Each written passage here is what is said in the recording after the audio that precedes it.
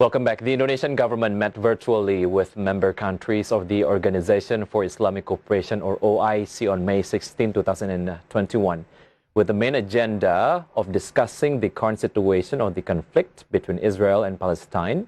During the meeting, Foreign Minister Retno Marsudi reiterated the OIC's commitment to support Palestine.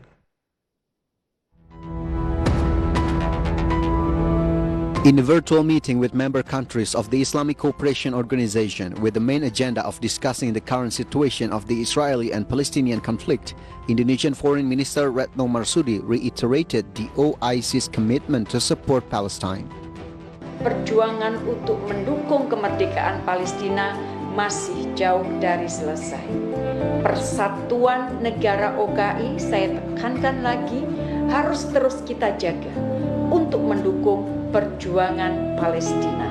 Saya tekankan bahwa Indonesia akan terus mendukung perjuangan Palestina.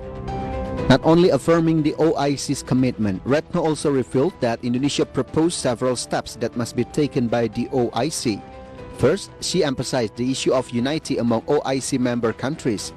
Without unity, the OIC will not be able to become a mobilizer for international support for Palestine. In addition, said Retno, the unity of the stakeholders in Palestine must also be strengthened. She said Palestine could only achieve its goal of independence if it was united. Second, the OIC must seek an immediate ceasefire. Third, Retno asked the OIC to remain focused on helping Palestinian independence.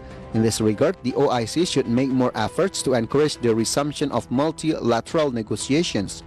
She said negotiations must be guided by internationally agreed parameters with the aim of achieving a sustainable peace based on the principle of a two-state solution. IDX Channel team reported. To get a deeper view on what needs to be done to strengthen Indonesia's diplomatic efforts to stop Israel military aggression toward Palestine. Now I have Mrs. Dina Prapto Raharja as an Associate Professor in International Relations and founder of Synergy Policies. Hello, Mrs. Dina.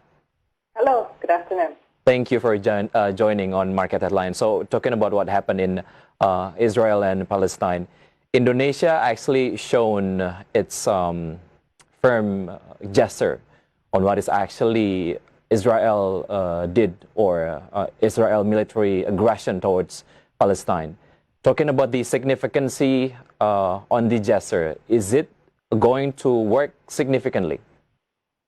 Under the current circumstance, where most countries would likely prefer to refrain from doing significant actions to stop Israel, the gesture of resistance from Indonesia and the way Indonesia tried to collect greater supports from more countries is indeed significant. Otherwise, Israel would think that this kind of action is condoned by everybody. So this is a very critical moment, actually, that more and more countries should raise their voice and say that aggression is not acceptable.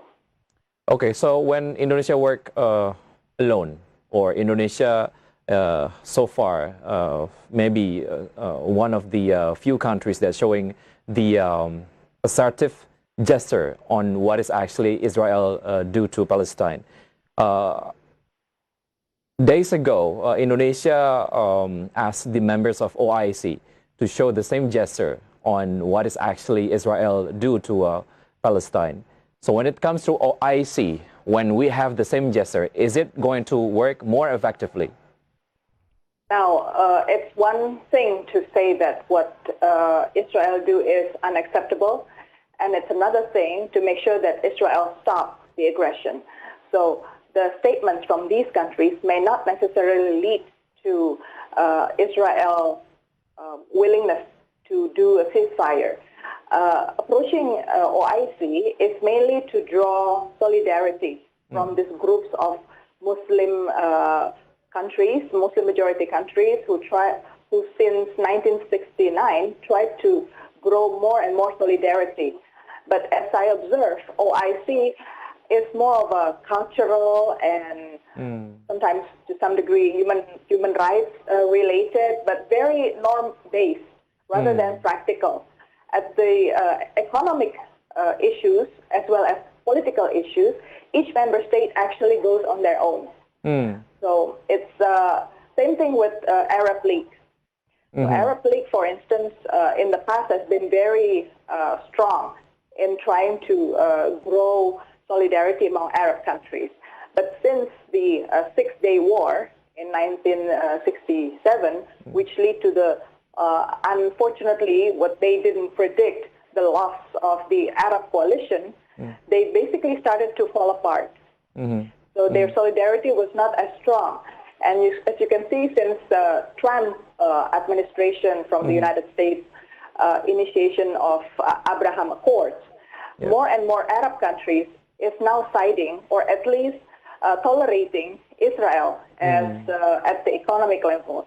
And this is basically more and more signs that Arab countries is falling apart in solidarity.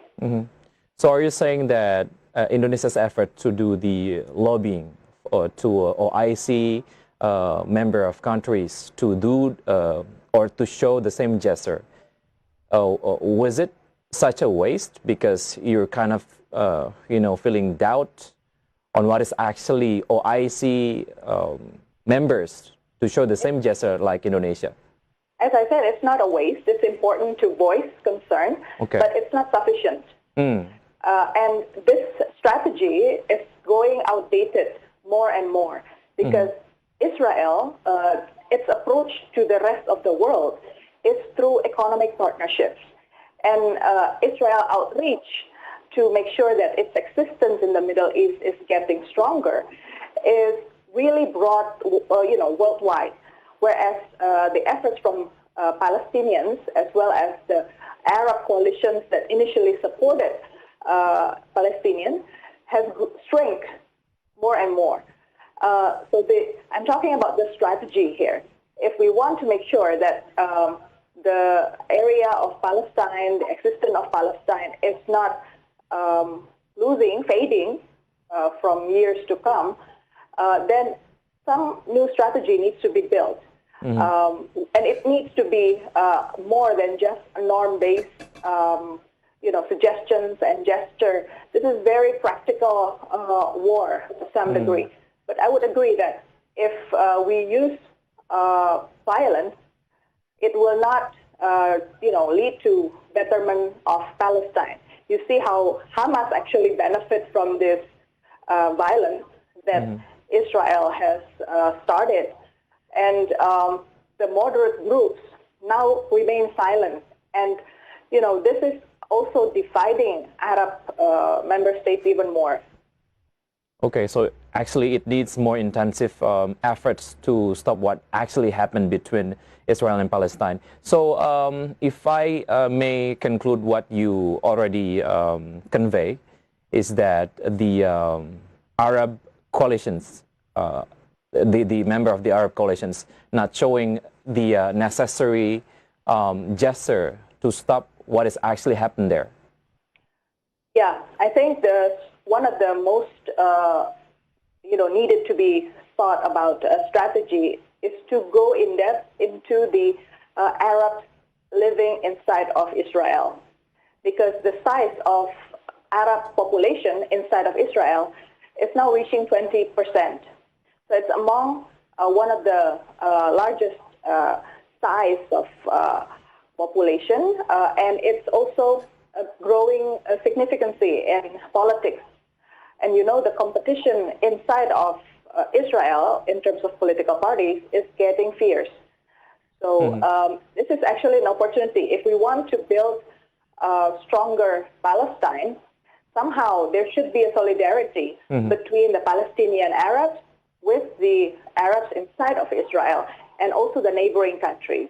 Okay. And the insecurity that Egypt, for instance, as well as Jordan, has experienced lately, given their, quite shaky political leadership status, also needs to be to get assurance from other countries, from support. So at least those who live nearby with Palestine would be able to reach out to Palestine upon, needed time. Right.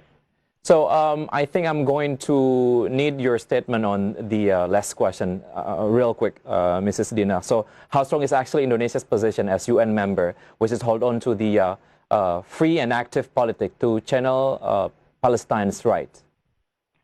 In United Nations, if we want to be influential in there, we have to be consistent in adhering to norms.